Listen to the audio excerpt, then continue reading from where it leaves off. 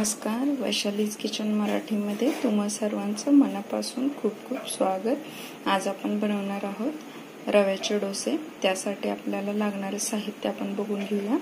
या ठिकाणी मी 1 वाटी बारीक रवा घेतलेला आहे, 2 चमचे दही टाकलेलं आहे, त्याच्यामध्ये चवीनुसार मीठ घातलेलं आहे आणि त्याच्यामध्ये आपण पाणी घालून आहे ना पातळसर असं मिश्रण तयार करून घेणार आहोत। एक साधारण 10 ते 15 मिनिट आपण याला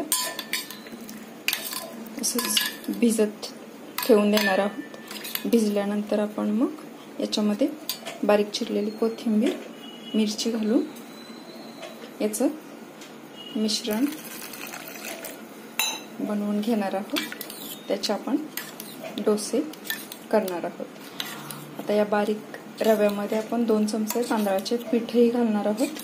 तुमच्याकडे जर तांदळाचे पीठ नसेल तर 2 चमचे बेसनचं पीठ किंवा मैदाही तुम्ही या ठिकाणी वापरू शकता।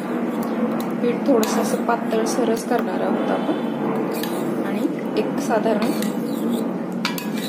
व्यवस्थित मिक्स झाल्यानंतर 15 मिनिटे हे असंच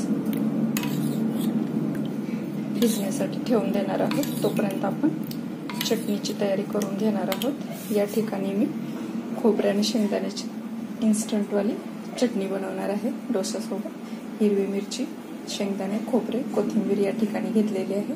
त्याच्यामध्येच आपण थोडंसं मीठ घालून मिक्सरमधून फिरवून घेणार आहोत। आपला हा रवा 15 मिनिट भिजून तयार झालेला आहे। त्याच्यामध्येच बारीक चिरलेली कोथिंबीर, हिरवी मिरची घालून घेतलेली आहे। तुम्ही बघू शकता एकदम असं पातळ असं पीठ केलेलं आहे मी। गॅसवर आपण तवा गरम करण्यासाठी ठेवलेला आहे। याला आपण तेल लावून ग्रीस करून घेणार आहोत तव्याला। त्याच्यानंतर आपण डोसे करून घेणार आहोत। तवा हा आपला मीडियम गरम करायचा आहे आपल्याला।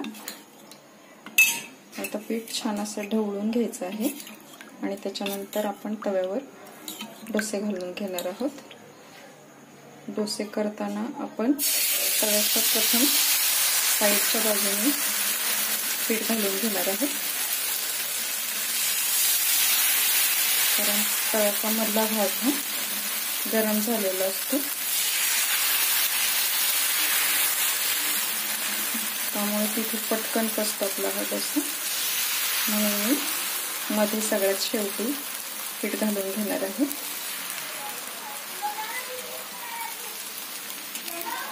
बघा किती छान दिसत आहे आपला हा डोसा। एक 2-4 मिनिटं आपण याला असंच होऊन देणार आहोत एक मीडियम गॅसवर।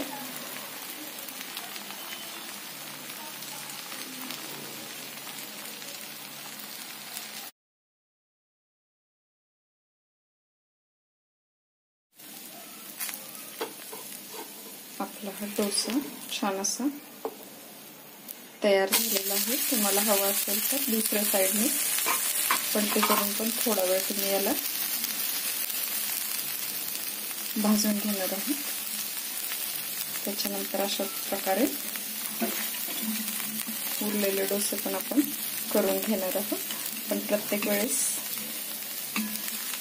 नवीन डोसा बनवताना आपण तव्याला तेल लावून घेणार आहोत, ग्रीस करून घेणार आहोत आणि त्याच्यानंतर आपण पीठ छान असं ढवळून तव्यावर बाहेरच्या साईडने आतमध्ये पसरवून घेणार आहे।